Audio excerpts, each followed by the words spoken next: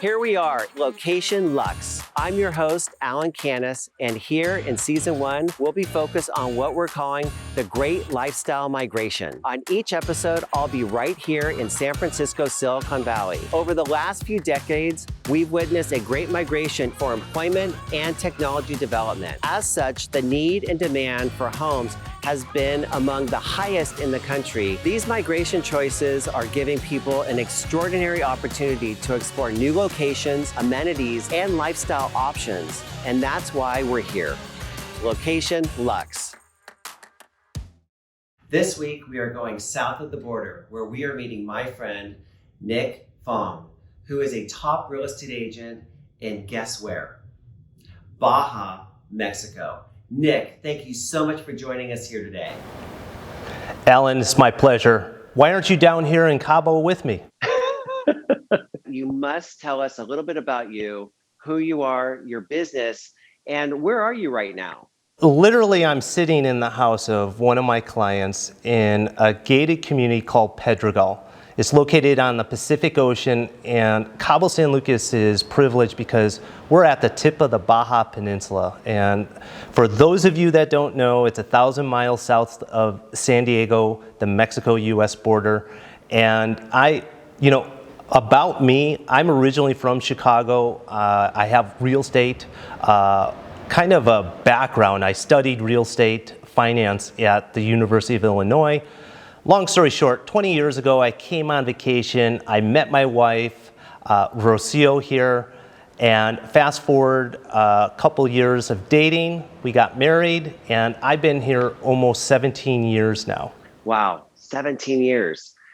That's a long time. So Nick, tell us a little bit about the healthy lifestyle that you have there and that people can enjoy. The weather here, for example, Alan, is all sunshine all year round. We probably have 330 days of sunshine a year.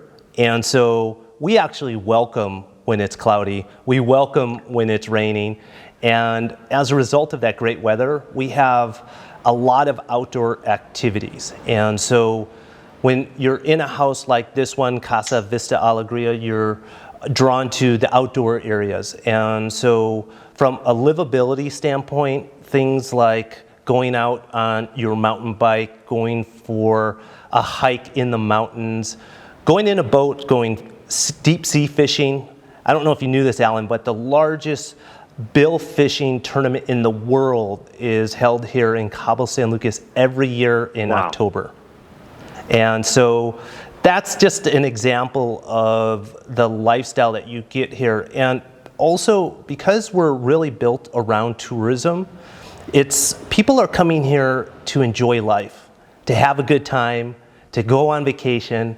And so we have resorts, we have amenities, we have restaurants that is really geared around having and getting the most out of life. And so when you talk about lifestyle, you really can't do much better than here in the Baja. It sounds like it. That is a lead into, let's talk about your seasonal activities that go on in the Baja. Yeah, so seasonally speaking, we typically look at it from two standpoints, our high season and low season. When it's cold back up in the States or in Canada, where most of our clients come from, that's our high season. And then our low season is the summer months, so when it's nicer weather back up in the States or Canada. But the area of Cabo, the Baja Sur, is really an all year round destination. So in terms of seasonality, there's always people here, there's always activities to be had. As I mentioned earlier, there's the largest billfish tournament, the Bisbee, held in October. That really is the start of a lot of activities for us. Sammy Hagar's famous Cabo Wabo restaurant and bar is down here, and his birthday is, interestingly enough, also in October. And so that gets going.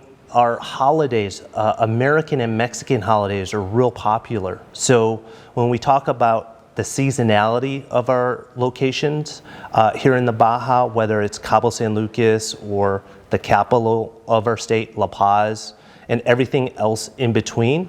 Thanksgiving, U.S. Thanksgiving, Christmas, New Year's, spring break. Can't forget about spring break. Those tend to be the times of the season that we're most trafficked in the Baja. My daughter's birthday is in October, so I think we have to make a Hagar trip down there. I think that would be a good excuse. Alan, yes, or sooner. You can come down sooner. So how easy is it to access flights and to be able to get in and out of Baja?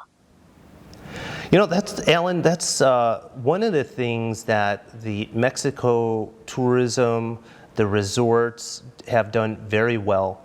They have made it very easy for the foreign traveler. It's weird to talk about myself as a foreigner, American, but we're foreigners as Americans in the Baja Cabo in Mexico.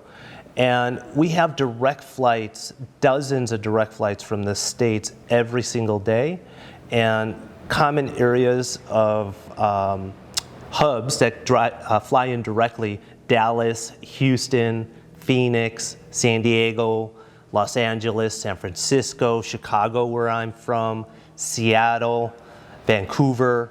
So there are a lot of airports in the States, New York, that fly direct into here at Cabo.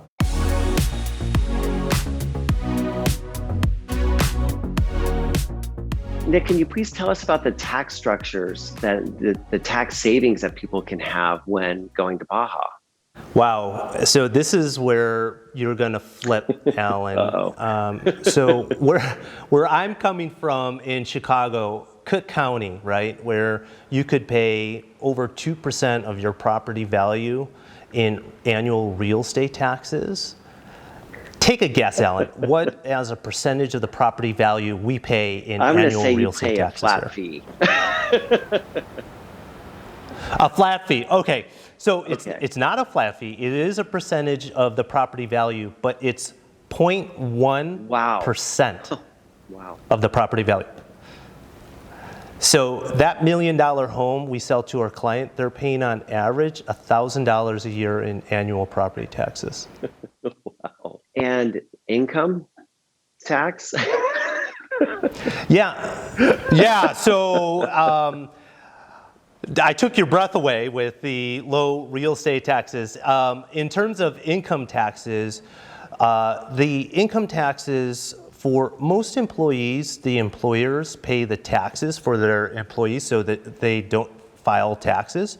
But if you're a business owner or if you're a sole proprietor, the tax rate is on average about 35% of your wage earnings is what you pay in taxes. So we just bought a second home in Tahoe. We should have bought it in Baja. Well, yeah, I mean, the good thing is, like, the income taxes on income earned in Mexico if you're working here is not much different than if you were back in the States. But most of our clients aren't working here. They are retired or they're continuing running their businesses or their work back in the States or Canada. Gotcha. Nick, could you please tell us a little bit about your culture? I'm going to put this into a two-part question. First is regarding your schools and what's going on with the schools there, because you do have younger families that are moving into the area and relocating, and people don't think about that when they think of Baja. No, Alan, I certainly didn't think about that when I first came to the Baja and moved here as a single person, now married with kids. It's a topic that not only myself, but many of our clients are asking us. And so fortunately, the area has many school options. Private schools, bilingual, both in English and in Spanish. So what's amazing is the kids in the Cabo area, up and along the Baja, in these private schools, they're learning English and Spanish. Wow, that's good to know. And the second part of the culture question is your restaurants and your downtown and the other types of activities that you have going on in Baja? Yeah, Baja is the whole state, right? Baja Sur, and I'm located in Cabo San Lucas. Cabo San Lucas is the epicenter of tourism. It's the destination with the arch. The restaurants and the activities, the culture, we have a huge cultural center right on the marina of Cabo San Lucas. Restaurants up and along the marina. There's nightlife, bars, a lot of fun activities. Because it's around the marina, there's the fishing boats, the sunset tours. You can go scuba diving, snorkeling off of the marina, and it connects to our most famous beach, Medano Beach, which is where the majority of our hotel and resorts sit also. It really makes me want to come there right now for a visit. I'm ready. Please tell everyone about the areas you represent. Is it just Baja? Yeah, so the areas that we represent is all along Baja Sur, so the southern Baja. And so where I'm located right now in Cabo San Lucas at the tip of the peninsula, the southern tip, we go geographically about 7 hours driving or 400 miles north to Loreto. And then on the other side of the peninsula, on the Pacific side, which is just over my shoulder, we'll go up another few hours by car. And so our geo farm is such that we probably cover several hundreds of square miles. And we can only do that because we have several offices located throughout the state. And Nick, please share with us what you're seeing in the housing market. Are you seeing multiple offers, new developments? What are you seeing in the housing market today?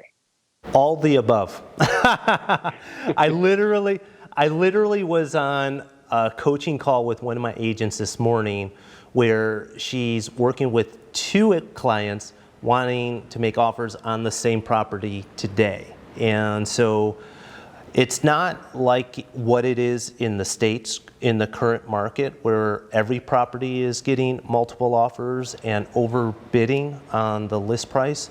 But it's important for you, Alan, and the viewers to understand that we do mimic the US real estate markets.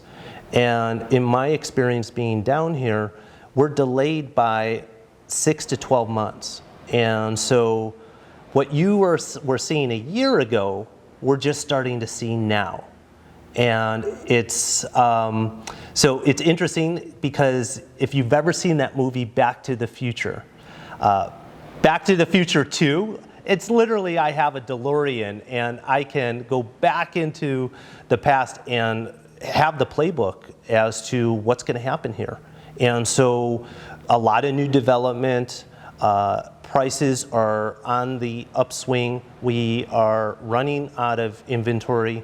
I was just on another call this morning with another one of my agents, and he said multiple buyer clients, he just can't find the inventory to satisfy what they're looking for. And what conditions can a buyer expect to find? Are they renovated as is? What are they expecting when they come to Baja? Most of it, Alan, is newer construction, less than 10 years old, or even pre-construction. But there are some cases, like the house I'm currently in, that's a 20-year-old or more home that, in fact, we just got this house under contract. And the way we got it under contract is we did renderings and we were able to show the consumer what it could be. Basically a house in the 2020s, right? Not in the 1990s. And so the far majority though of our inventory is less than 10 years old. And a lot of that is pre-construction. Nick, could you please explain to us what we could see as far as price points?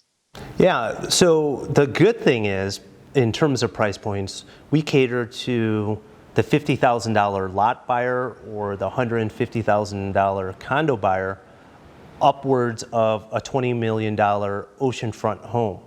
And so The majority, though, Alan, of our buyers are in and around the $500,000 price point. The average right now of houses that have gone under contract or closed in this year have been just under $1 million. That's our average house sale. And our average condo sale is over $600,000. But don't let that scare the viewers that are saying, well, I have a $300,000 budget, because we deal a lot with those type of buyers, and that only want to spend a few $100,000, whether it's a house or condo with an ocean view. I think 600,000 is well within my budget. Within. Okay. So we'll see you in October for your daughter's birthday. Nick, could you please tell us a little bit about the secondary home market, the VRBOs, the Airbnbs? How is that? And then I understand that you also have a play in that as well. Yeah, not unlike what's going on in the rest of the world. The vacation rental by owner, whether it's an Airbnb or a VRBO platform, it is super popular. I would say 50% of our buyers right now in the market are looking to buy something when they're not using it themselves. They're able to rent it on a vacation basis. And so the market is extremely hot for that kind of property, whether it's a house or a condo. And it is really fueling the growth of the area. When I was mentioning a lot of new construction projects, a lot of that is to address that demand in the market.